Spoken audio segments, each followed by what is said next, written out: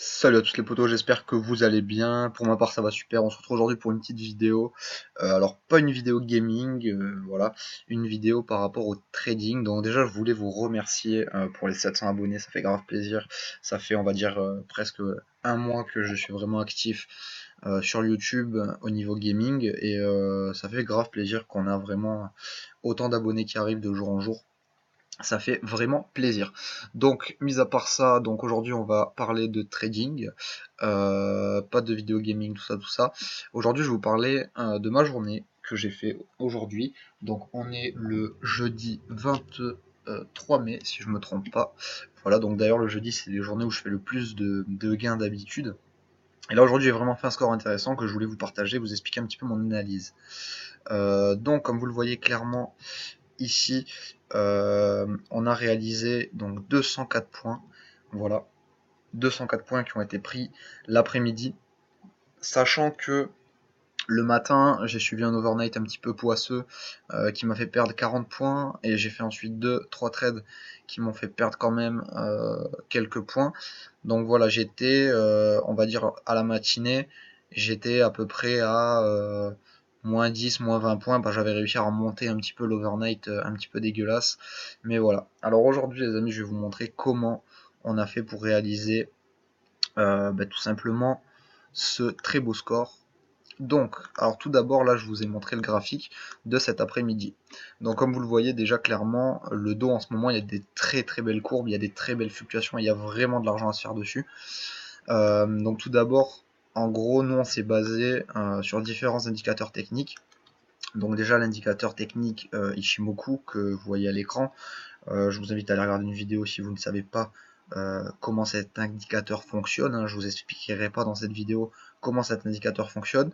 On a bien sûr les points pivots, voilà, support résistance qui se trouve ici, le support ici et le point pivot ici. Et donc là on a des lignes comme vous voyez ici, ici, ici et un rectangle qui tout simplement sont, je dirais, des indicateurs que moi je place sur mon graphique avant bien sûr les moments importants.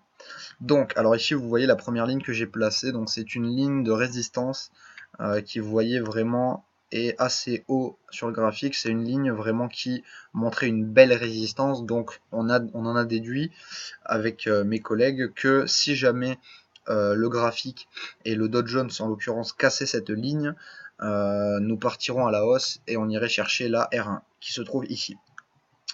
Voilà, ici vous voyez le rectangle, donc c'est un rectangle de range. En gros, voilà, ça c'est arrivé à un certain moment dans tout simplement l'histoire du trading. Même ça arrive très souvent que les indices se mettent en range, c'est-à-dire qu'ils font des hauts et des bas au niveau de ce rectangle jusqu'à ce qu'il y ait une cassure soit en bas, soit en haut.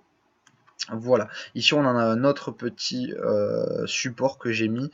Alors celui-là, vous voyez, il représente donc ce niveau clé. Donc là, vous voyez que le marché a cassé une première fois, là il l'a pété. Donc et vous voyez que quand il l'a cassé, il est directement allé chercher la résistance en haut. Voilà, là on a le support S1 qui est un support journalier. Et enfin la résistance d'en bas. Alors pourquoi la résistance d'en bas, je l'ai mise ici?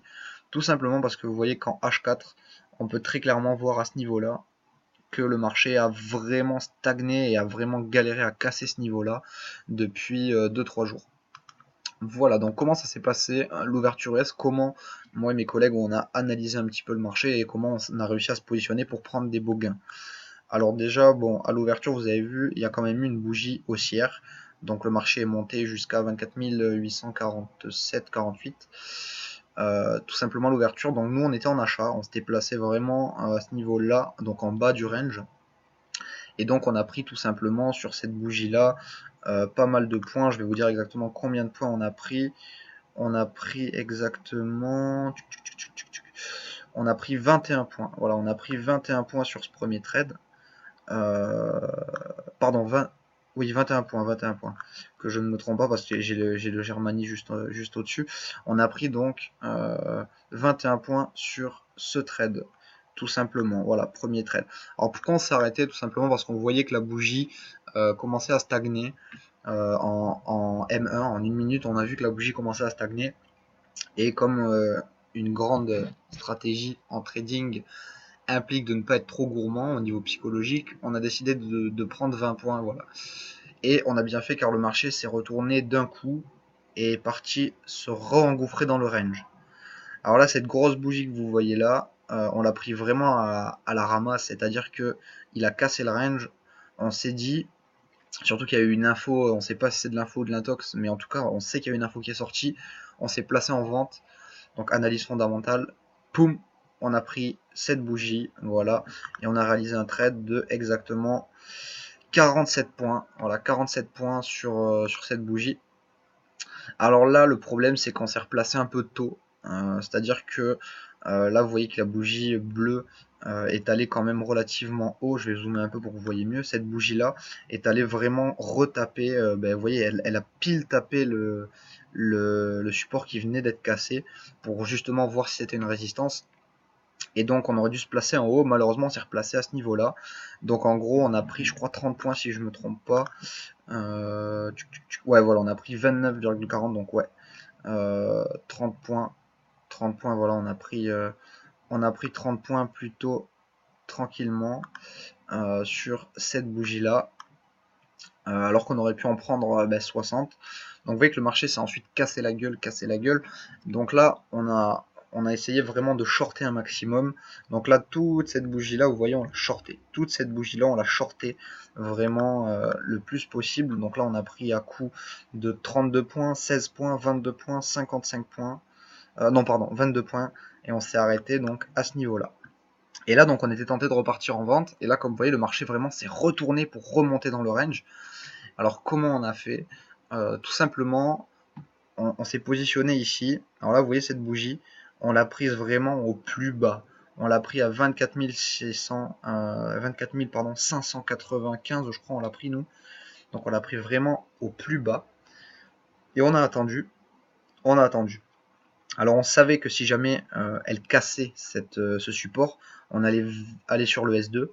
Et donc là, on avait quand même un stop assez conséquent qui, en gros, si ça cassait, on perdait 10-20 points et on se mettait en vente. Mais on a quand même tenté le coup parce qu'on sentait bien cette retournée du marché, entre guillemets, et on a décidé tout simplement de passer à l'achat.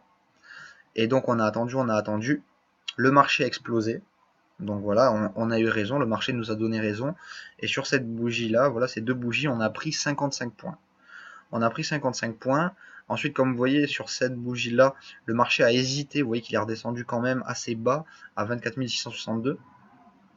Et en fait, il stagnait un petit peu à ce support. Et le problème, c'est que s'il n'arrivait pas à le casser, là, on serait redescendu.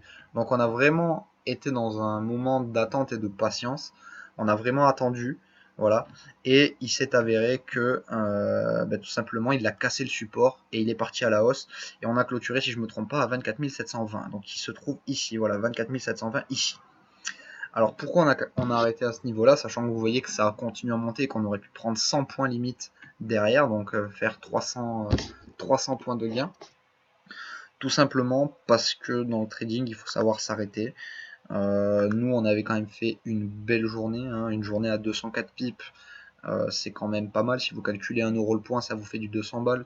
5 euros le point, ça vous fait du 1000 euros. Donc 1000 euros la journée, c'est quand même très très raisonnable. Et niveau points, c'est quand même très très bien, surtout vu comment on a travaillé. On a vraiment fait en sorte d'être le plus minutieux possible au niveau de nos prises de trade, même s'il y a un trade qui a été pris à l'arrache, où on aurait pu prendre 60 points et on n'en a pris que 30, on a quand même réussi à bien limiter le risque à ce niveau-là, voilà. Et comme vous voyez, le marché, on l'a bien analysé, on a réussi à prendre des beaux points et à faire un joli score. C'est sûr que si on n'aurait pas clôturé, on aurait continué l'aventure, on aurait pu faire du 300 points. Mais voilà, l'essentiel, vraiment, c'est d'être en positif en fin de journée et d'avoir quand même fait un très joli score, parce que je vous rappelle que déjà 100 points dans une journée, c'est énorme. Faire 100 points dans une journée, c'est beaucoup. Donc là, on a fait le double. Moi, mon objectif, c'est 100 points maximum dans une journée. C'est vraiment un très beau score pour moi. Alors, imaginez 200 points, c'est quand même très très intéressant. Voilà, voilà, sur ce, si vous avez des questions, les potos, n'hésitez pas à me les poser dans les commentaires. Bien entendu, je sais que cette vidéo n'aura pas plu à tout le monde, surtout les personnes qui sont sur ma chaîne uniquement pour les gameplays, les jeux vidéo, etc. Tout ce qui est tout ce qui est gameplay et tout, hein, parce que voilà, mais après voilà, j'aime bien quand même vous partager ce résultat et j'aime bien vous partager des infos sur mon activité professionnelle de trader.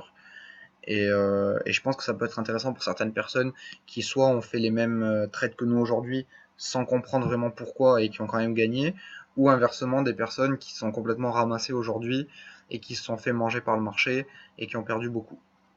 Voilà, voilà, sur ce, n'hésitez pas à lâcher un commentaire si vous avez des questions ou quoi, à vous abonner, activer la petite cloche si ça vous intéresse. Voilà, voilà, sur ce les potos, je vous laisse, bonne soirée, bonne journée, bonne continuation à tous les rails, pas de folie, allez à plus.